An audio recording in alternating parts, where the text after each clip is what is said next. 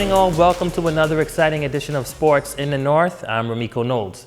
Topping sports, one of the top basketball players the Bahamas has ever seen has received the highest award that the Bahamas government gives to individuals for their accomplishment in sports. Jay Philippe has more.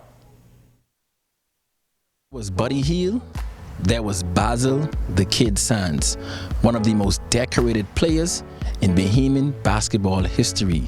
Just recently, Basil was inducted into the National Sports Hall of Fame for his contribution towards the sport that he loves.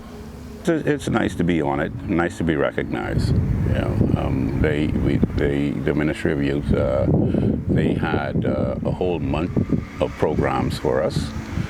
And it was a lot. Some of the places that they took me to, like the Defense Force Base, where we spent the day and had lunch there with the Commodore, and learned a lot of things. At what point were you notified that you were going to be inducted in the National Hall of Fame? It was some months ago when I was told that I was being considered.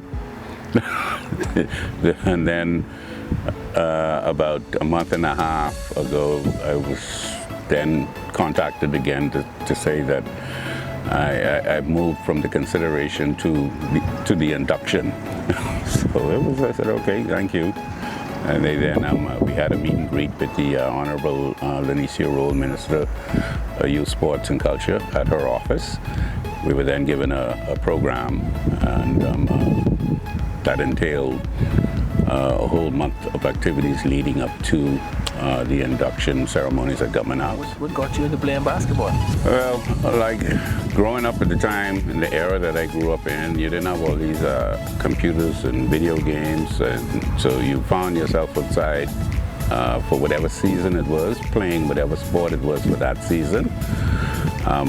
In fact, your worst day was a rainy day. That means you couldn't go outside and play. As opposed to today's indoor, you know, with the kids that are into today. At what point in your career as a young man you realized that you had what it takes to be an elite basketball player? Well, my final year of high school, which are high school St. Augustine's, we won that year the championship, and I used to have to play. I had a game that day, and then I had a game that night in the night league. So I was basically playing 2 games a day. After you would have completed high school, St. Augustine College, who was the next step for you? But I went off to JUCO for a year at St. Greg's in Oklahoma. Played with a lot of Bahamians took that path. Bruce LaFleur was the first to go up there. Then Gilbert went up there a couple of years later. You had Dacre Johnson, Bookie Nesbitt, Slanks Musgrove. All these guys took that same path, went to that same JUCO, and then from there went on to different universities. I'm Jay Philippe, ZNS Total Sports.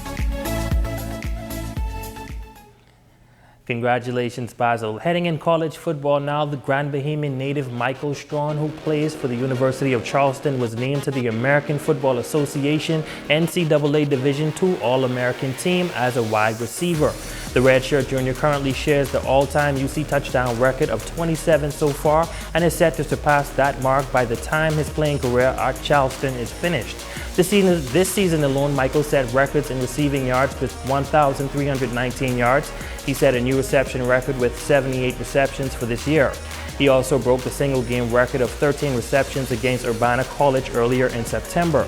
Michael again set a new receiving yard single-game record against Notre Dame College back in October, breaking the previous record of 186 yards set in 2010.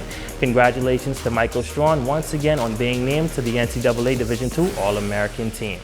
And that is your check on sports. Thank you so much for tuning in. I'm Ramiko Knowles. Until next time, make it a great one.